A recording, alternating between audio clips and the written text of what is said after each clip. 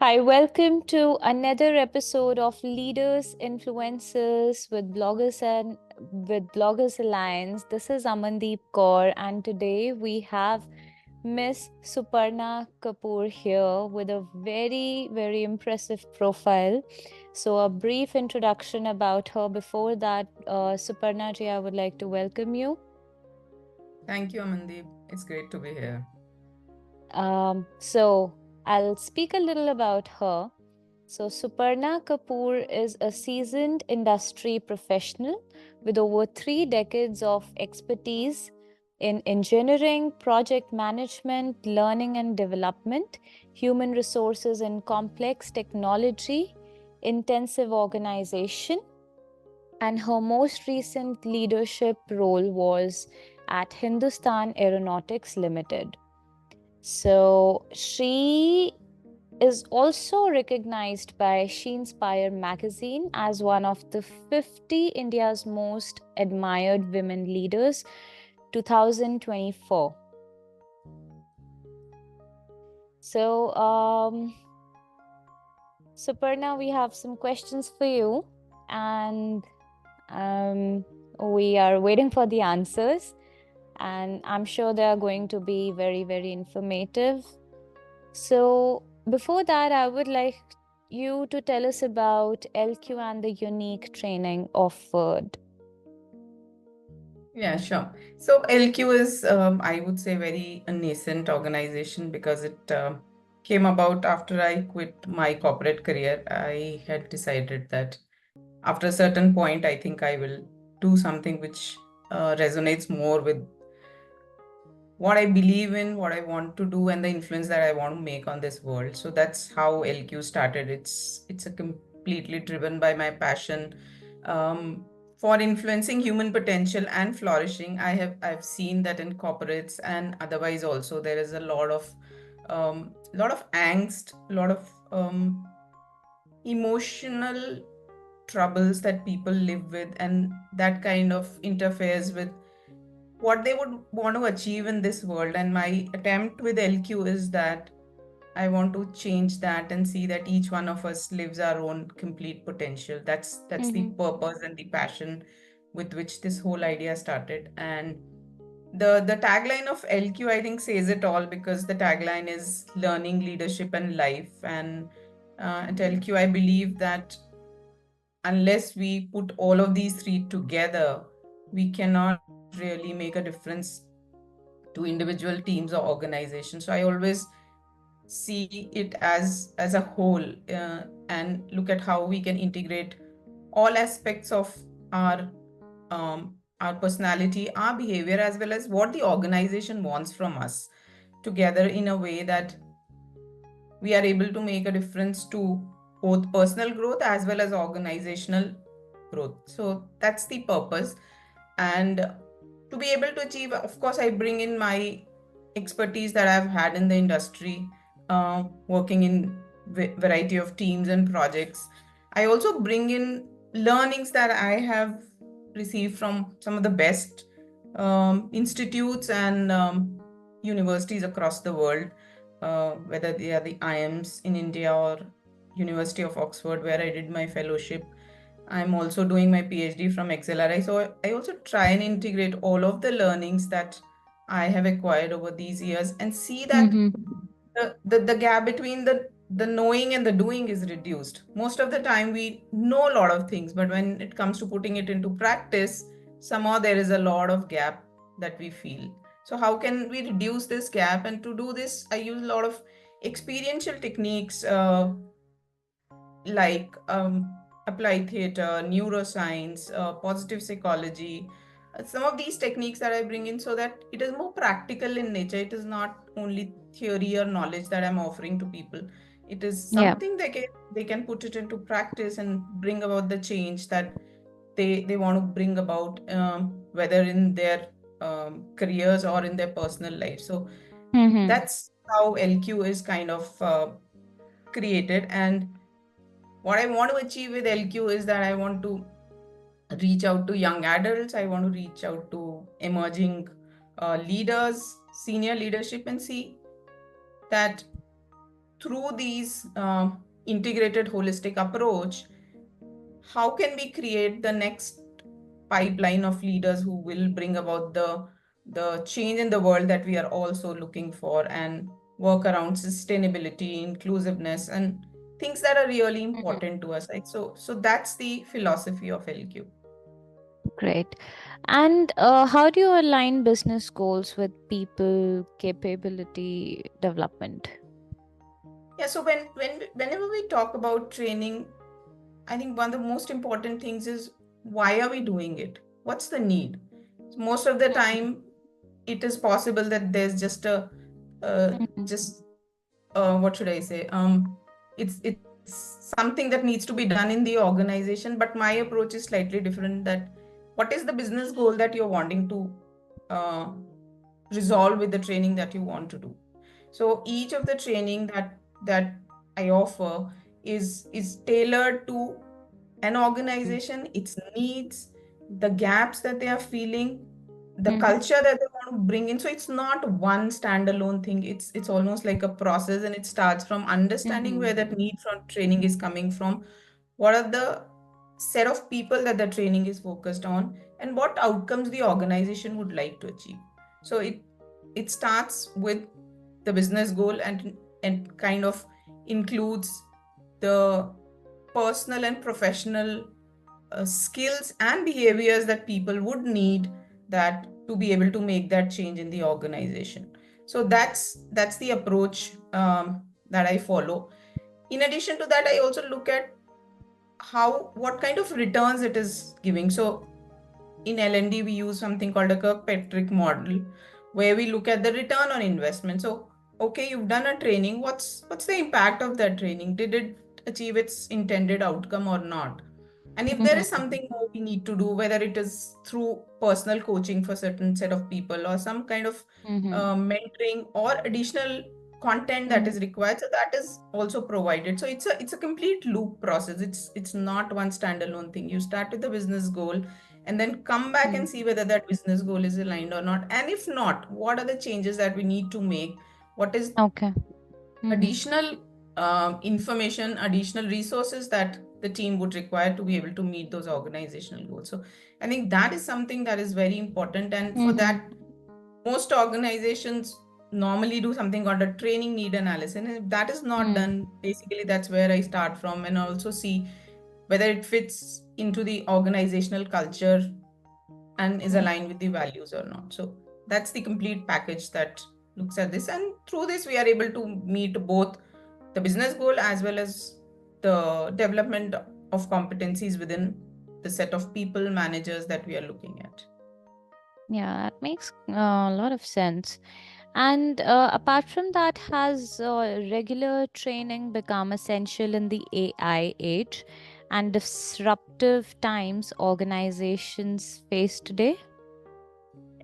I think that question itself is an answer, I think, in a way, because Okay. whenever there is disruption, I think there is change. And Mm-hmm. when there is change, we need to learn something new.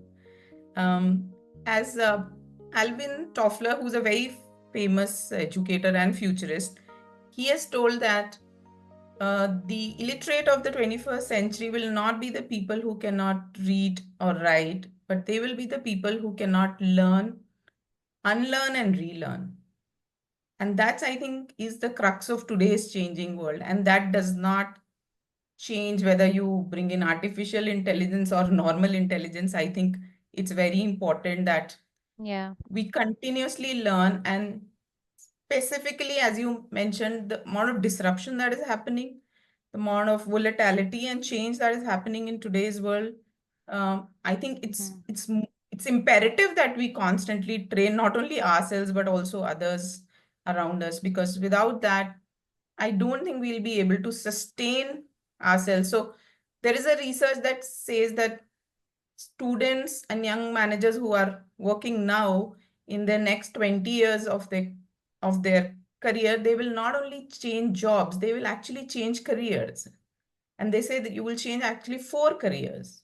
That's what research is telling. So to be able to adopt to these new technologies and new careers that will evolve over a period of Mm-hmm. time, of course, we need to learn. Of course, we continuously need to upgrade our skills, our competencies, become more comfortable with technology around us. And that's very important. Another thing that I would like to add here is that there's always this debate between online learning versus offline learning because Yeah. content is available around the world. I don't need to Mm-hmm. go to anybody for content. Mm. What can I offer as a training organization? What I can offer is experience that stays with people, experience that triggers them to bring in change, experience that can change their habits and behaviors. So what I Mm-hmm. believe is that offline learning is still relevant in today's world because the kind of connect and kind of influence that one can have when you Yeah. are in Yeah. physical proximity with people, Mm-hmm. it's completely different. There's So nothing like it. I agree with that. yeah. So I think that's probably Mm-hmm. all. I think training is, and when I say training, it's not only training, Mm-hmm. it's learning, it's actually rewiring your brain at Mm-hmm. every point of time, at every cusp of your career. What more do I need to learn? Because if we don't, then the system will actually throw us out and we will not understand what happened to us. Yeah. So, I mean, the idea is to constantly also keep upgrading ourselves to stay relevant. Absolutely. And that's why, if Mm-hmm. you see, I've enrolled in for a PhD at this Mm-hmm. age and stage of my life because I still believe that Mm-hmm. learning does not stop wherever we are. And uh, Mm-hmm. over the years, what I have acquired is depth. I mean, width. I've acquired width. I know a lot of things about a lot of things. But now I want to go Yeah. deep into one subject and see Mm-hmm. what more can I learn in one specific area. And my area of interest is gender and leadership. That's where I'm kind of focusing on. So what more I can do there, what more I can learn in depth there. And with that knowledge, can I bring in certain Mm-hmm. changes which are required in today's world. So, how can an individual manager future proof himself or herself in the AI age? And apart from that, which skills would be critical for managers in the next 5 years? That's really a tough one because Mm-hmm. um, future proofing is essential, but I think technology is changing so fast that it's really difficult to say, okay, these careers or these skills are going to be required 5 years down the Mm-hmm. line.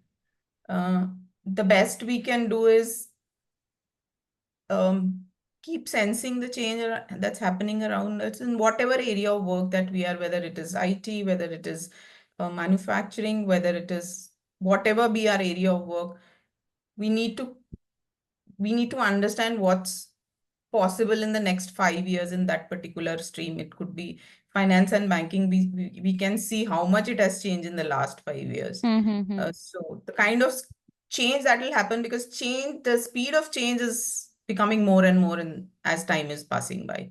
So that speed will keep on changing. But the more we are aware of what's happening around us, not only Mm-hmm. within the country, across the globe, what's happening, what are the new things that are coming in, I think that will enable us to be be ready for the change that is coming our way and keep acquiring new competencies as we were talking about.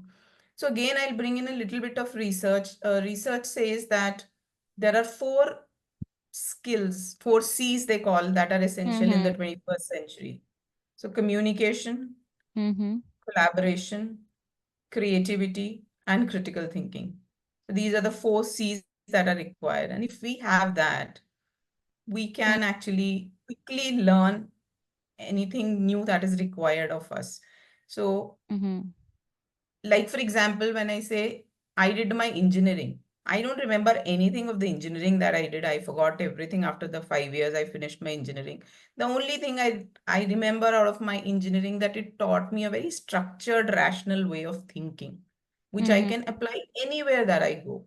Similarly, these four skills, if we have, we can use these skills Mm-hmm. to actually future proof, as you were telling, Yeah. right? In addition to this, I think personally, I believe that there are three more skills that I would add to this repertoire. Mm-hmm. Uh, the next skill that I would add is become comfortable in understanding and interpreting data, because Mm. data is going to be the language of the next Mm-hmm. world, whatever world, future world we are talking. It is right now, and it's going to become even more. Yeah, data is And becoming like super important. And yeah, absolutely, as you said, the absolutely. interpretation of that. Of the data Mm-hmm. and seeing patterns in data. Like, I think Mm-hmm. that's an ability each one of us need to learn, whichever skill, I mean, whichever profession we are in, whichever industry Mm-hmm. we are in. I think this is really important. The next skill I would say is personal leadership. Mm-hmm. Having certain set of values, visions, integrity, authenticity. I think that's something that will help us build a more Mm-hmm. equitable and a more sustainable. We are all talking of SDGs and Mm-hmm. sustainability. So I think this becomes central to be able to achieve some of those goals that we are looking at. And the last I would say is resilience, the Mm-hmm. ability to really adapt to change quickly, be agile, Mm-hmm. be strong, ability to bounce back. I think those are the additional competencies I would put in that, along with the four Mm-hmm. C's, which I think each one of us require um to equip ourselves with, to be able to really sustain in this fast changing world, and with lots of technology and AI coming in. If we are able to do that, I think that will keep our humanness alive, Yeah. because there's Yeah. no way we are going to compete with AI. How can Mm-hmm. we differentiate ourselves from AI? I think these are the competencies that will help us differentiate ourselves from AI. And if we are able to do that, I think we are safe. That's And probably you the know, answer. with in the AI age, that AR is gaining so much of importance and it's expanding itself so fast. So, I mean, humans should not end up becoming robots or like machines with with the set of values, as you suggested, that's what makes us human and differentiates us from AI. So yeah, Absolutely. yeah, Absolutely.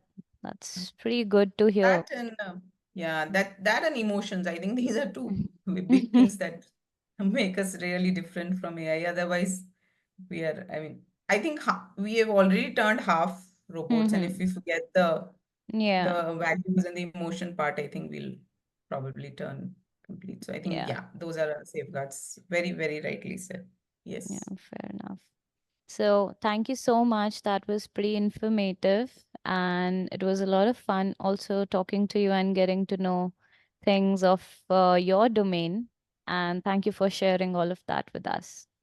Thank you, Amandeep. It was really a pleasure to be here, and I also completely enjoyed myself. And I hope it will be useful for the community. Sure, sure. And thank you. And guys, so this was the episode with Miss Suparna Kapoor, and it was wonderful. So stay tuned. We'll be here again with another episode with another great personality and with lots of information and knowledge to be shared with all of you. Thank you. Bye bye. Bye.